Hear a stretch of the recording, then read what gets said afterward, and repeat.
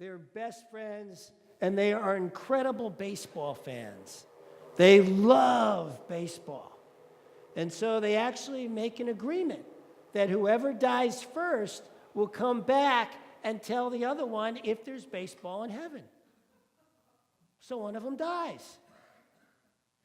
And a couple weeks after that one dies, the one that's still alive has a dream where his friend comes to him and says, and so he asks his friend in the dream, so is there baseball in heaven? And his friend goes, well, I got good news and bad news. The good news is there is baseball in heaven. The bad news is you're pitching tomorrow night.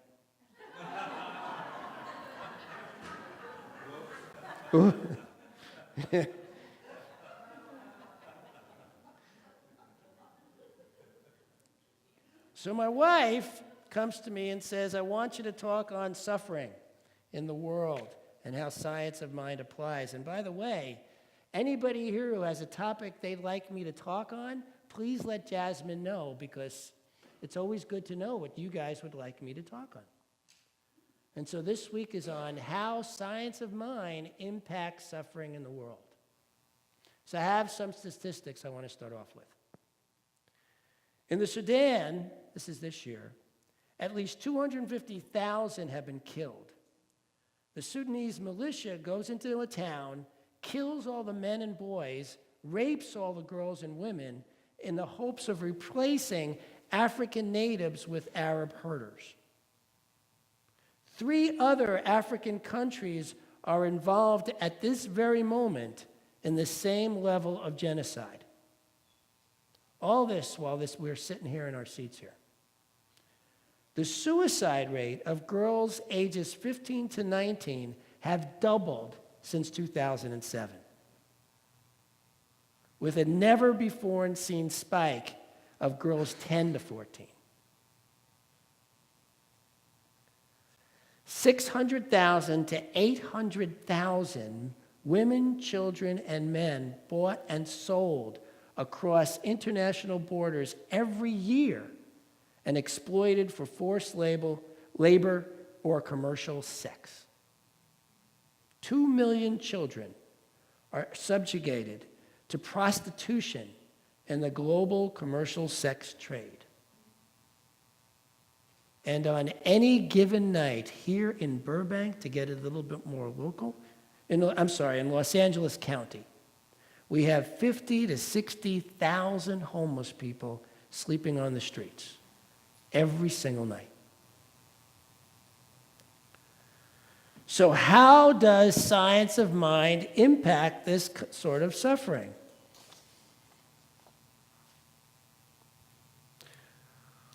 Well, I have 2 perspectives for you around this today. The first is what we give attention to, we give power to. A lot of folks think that, and they talk all the time about this in our movement. Even Ernest Holmes has been quoted as saying, turn away from the problem. But I am here to say to you that I don't believe that to be the case. I think if we want to, what I have seen is that if we focus on the problem and then focus beyond it to a solution, then we know what it is specifically we're going for, because how we create in this world is from the specificity. I'm sure I've said that word wrong, but you get what I'm trying to say there. Oh, yeah? Oh, good, I hit it. Oh, good. Thank you, God. Okay. Focusing on the solution, being clear and specific around the solution is what's going to get us there. So, let me give you some examples. When I was a kid, there was a very little known disease called hemophilia. And there was a very tiny part of the population that actually got this disease. But that tiny part of the population got together and said, if we're ever going to solve this thing, we need to get more awareness around it, because the more awareness you get towards something, the more power you give to it. Are you with me? This is how science of mind works. So all of a sudden, they do a media blitz. all across TV on every single station, they are pounding away at the fact that hemophilia is this horrible disease that needs to be healed, needs to be solved. And lo and behold, even though such a tiny part of the population has this, the money started flowing in towards it, and before you knew it, they solved it. So along comes HIV. And in the beginning, nobody really cared except those people who had HIV. And then the gay community got together and said, wait a minute, what we need to do here is raise awareness. And they got together and they pretty much did exactly what the hemophiliac folks did. They put together a media blitz and started blitzing away on how horrible disease this is and how badly it affected families across the board and how we needed to solve this. And lo and behold, it's being solved. But it started with awareness. You see what I'm saying? It starts with focusing on it, bringing it to people's attention. One of the things that goes on with all these genocides and everything that's going on in the world is people are turning away from it. Nobody wants to actually look at this stuff. And as long as nobody's looking at this stuff, it's never going to get solved. Because as we know in this movement, through science of mind, it's our focus of attention that creates the power to create the solutions that it is we need in the world. And those who have actually applied that idea have created incredible things. You know, Gandhi goes into this country and says, this is wrong. That the British don't even let us walk on our own sidewalk when there's a white person going down. That in our own country, we have to hold cards when they don't. This is wrong. They need to be gone. And the other Indians thought he was crazy. So what did he decide to do? A media blitz. He went out and started burning cards and getting beat up and thrown into prison. The first time he did it, only 15 people showed up. And he got pretty badly beat up. But he went out and he said, I'm doing it again. And the Indian said, are you crazy? You got beat up. I said, this is the only way things are going to change. So he got out there and he did it a second time. He did it a third time. And all of a sudden, people started to notice. And all of a sudden, awareness started to grow. And over time, things changed. And before you knew it, the British were gone. I mean, miracle of miracles, they got the British out without ever firing a shot.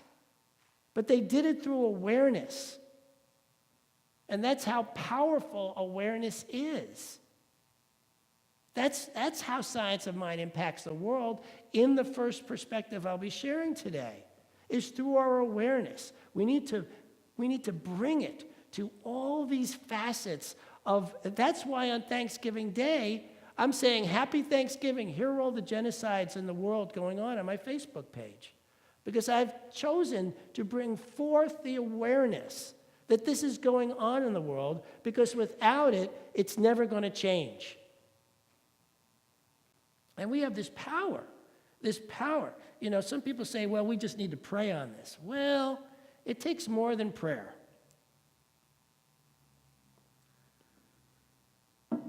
Which actually brings me to my, sexual harassment. Same thing, right? All of a sudden, there's all this awareness around it. And so all of a sudden, things are changing. It always starts with the awareness. Up until recently, most women were afraid to stand up and say something, and the few that did got banged down.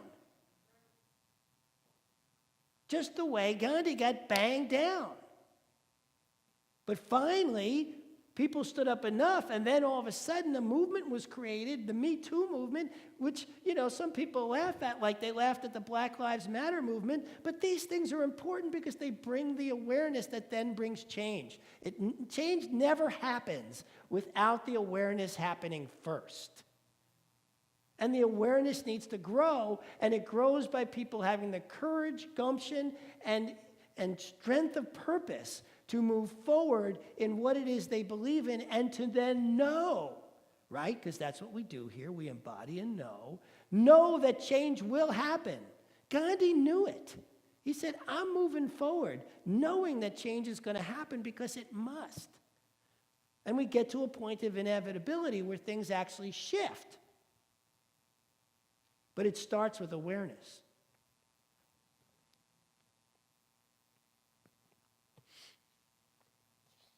We have a quote here from Ernest Holmes. A passive meditation will never produce an active demonstration, any more than an artist can paint a picture by sitting down with his paints but never using them.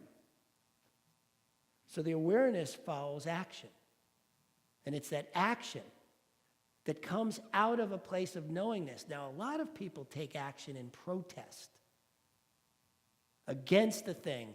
And that normally doesn't lead to much except more conflict. That was the beauty of what Gandhi did. That was the beauty of what Martin Luther King did, is they did not protest. They stood for what they wanted to have happen. Gandhi was Indians should rule Indians. That was it. That was his thing.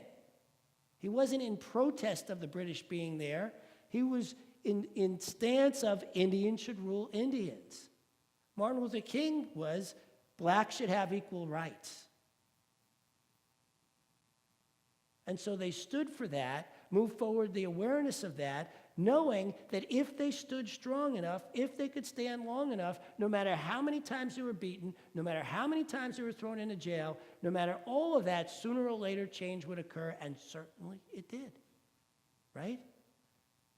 But the actions they took were out of a place of knowingness, which is how we speak it here in terms of science of mind. So it's actually being applied in the world all the time around suffering, when there's somebody strong enough to stand up and say, and then a group of people join them and stand up and say, we want change to occur, and we know that it will if we can stand strong enough. And we don't got to fire a shot. We don't have to go out there and wreck stuff. We want to build something. Build it through the love and the knowing that this is what is so. And that's what's possible through the awareness that we see as our first step in science of mind. Okay, second perspective. There is a deeper understanding about science of mind that it's really about the individual. When we treat, and we're not a practitioner treating for somebody else, we're treating for ourselves. In fact, practitioners are told ethically they cannot treat for somebody else unless they have their approval. That's right. That's right. So you have these people in different parts of the world who don't know about what we know. They don't know that they are creating their lives through their fear, through their sense of actually believing bad is going to happen to them. Now, they have an incredible amount of evidence that bad is going to happen to them. If you're in a village next to another village that already has been raped and pillaged, you're going to have a lot of fear that your village is next. You have all that evidence. Now, I want to be clear here that I'm not talking about blame. I'm simply talking about how science of mind works. It works the same whether you are a child in a village that is being banged in the Sudan or whether you're sitting here in this room. Science of mind works exactly the same. And how it works is, if you want to know what you've embodied, look at what you have. It doesn't just work that way for us, and because they have these atrocious circumstances, isn't working that way for them. It isn't working that way for us and not working for the homeless people. It's working the same way for them. The problem is they don't know it. I mean, most people in the world don't know what we know. Some people in the world don't want to know what we know. When I was the music director in Asheville, North Carolina, I auditioned a drummer one day, or was about to. He walked into the church, and I was telling him about what we believed and about the full responsibility each of us take for the creation of our lives. He got pissed. He was like, there is no way I am taking responsibility for how I have been victimized in life, and shot out of that church faster than I'd ever seen anybody run out of a church. You would think the building was on fire. Not everybody wants to know this. When I ran a suicide crisis hotline, I was the director of a suicide crisis hotline for 3 years, I would train people to be on the phones. And the first rule they had to pass, the first thing they had to completely accept, is that people get to kill themselves. And if they couldn't accept that, I'd never got them to the next step of how to teach them how to, get in there and intervene and actually support them and not killing themselves. But I only trained people who could first accept the fact that people get to. Because otherwise, they take it on as like their own personal blame and responsibility if something goes wrong. And it's not ours. Everybody is responsible for their own lives. Now, there may be some here who say those kids in Africa did not choose to come in that ferocious a situation. And I would say, I don't know. How could they not choose, and yet somehow the rest of us are in a teaching where we did? But besides that, they don't know. Little kids don't know. Some do, but most really don't. They just know what their parents tell them, and their parents are under a tremendous amount of fear. Then they're creating fear. In a lot of ways, they're creating the whole thing around themselves. And again, I'm not blaming children for what happens to them. Please understand me. I'm simply applying science of mind the way it actually works in the world. This is a tough topic. And it's complex when little kids especially, little kids especially are getting brutalized. What was that, 2 million kids being trafficked in prostitution?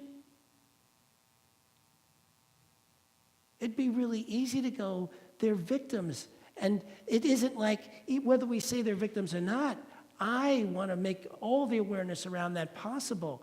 Ashton Kutcher, he's got a whole foundation called Thorn that's all about stopping child trafficking and prostitution, and he's doing a fantastic job at it. And I want to support that.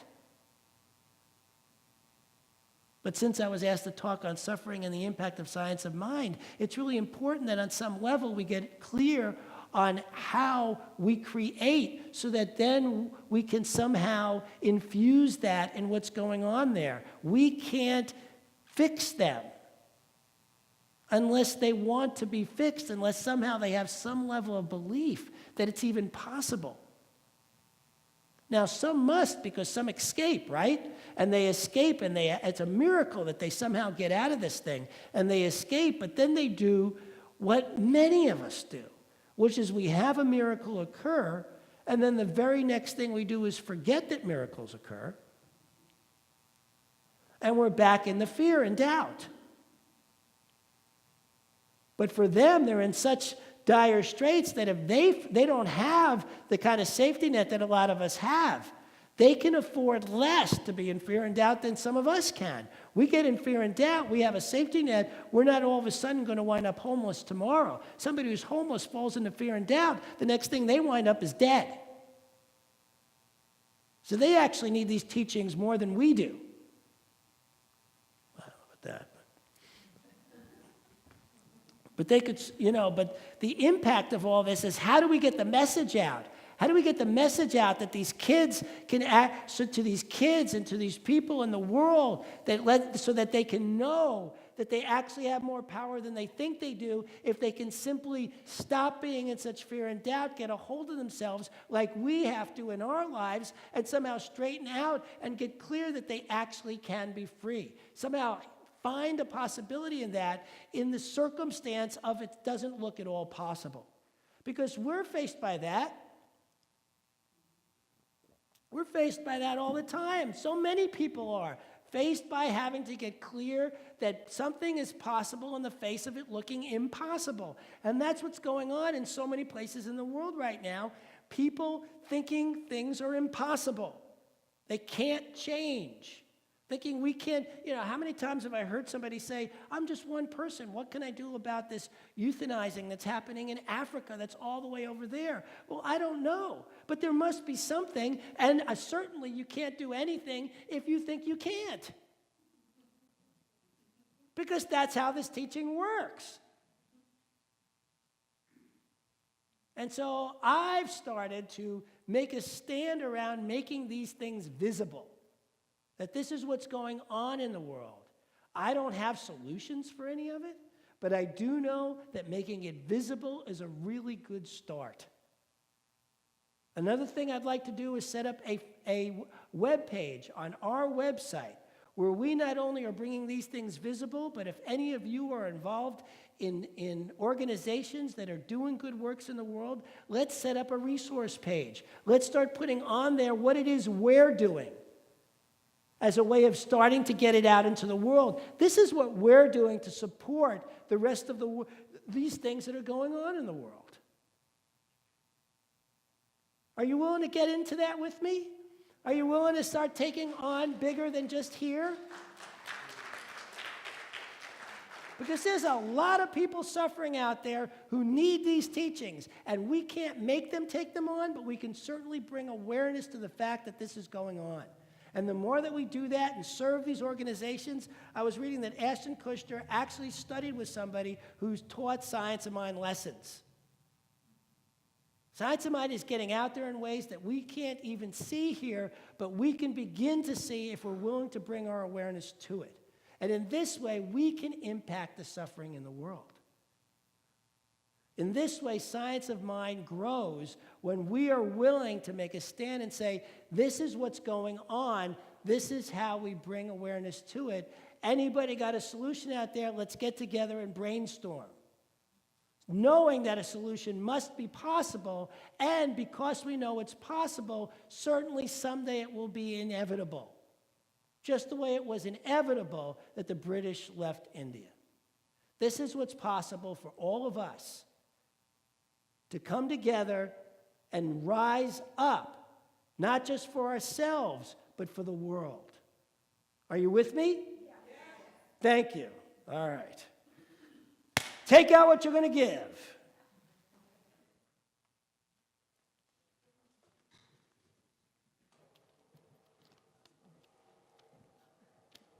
Hold it in your hand.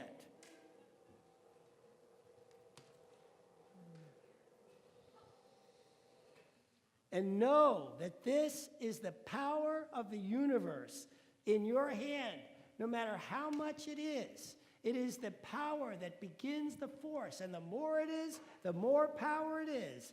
Hold it in your hand, knowing that your life force is here. You are sending your life force out, and it is returning to you. Multiplied abundantly. Let's read this together. God is the source of all supply.